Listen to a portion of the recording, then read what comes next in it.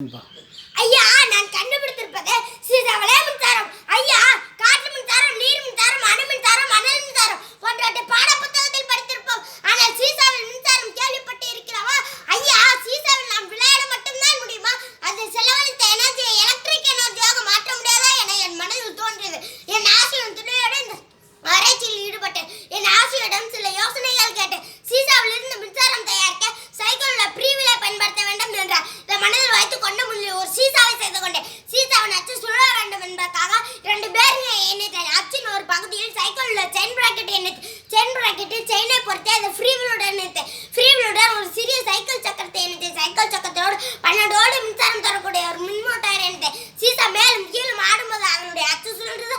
அச்சு சுற்றும் போது அதோடு பொறுத்து வைக்கப்பட்ட மின் மோட்டார் சுற்றியது. மின் மோட்டார் சுற்றும் போது அதில் மின் தூண்டல் காரணமாக மின்சாரம் உற்பத்தி செய்யப்பட்டு லைட் எரிந்தது. இந்த கரண்டை வைத்து நாம் செல்லுக்கு கூட சார்ஜ் செய்யலாம். இந்த செயல்பாட்டை செய்து பார்ப்போமா ஐயா?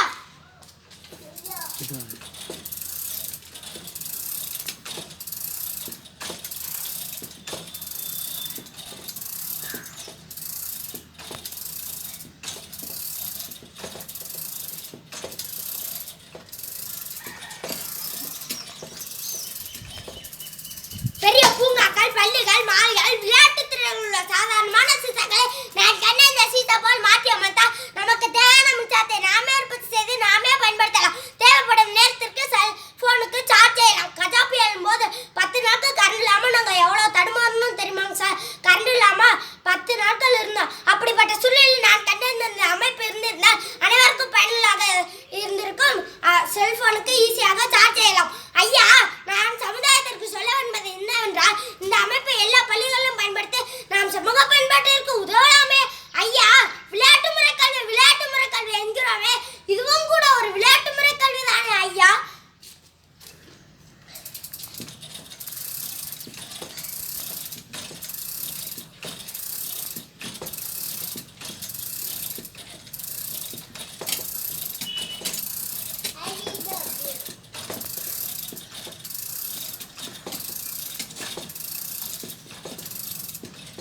ம்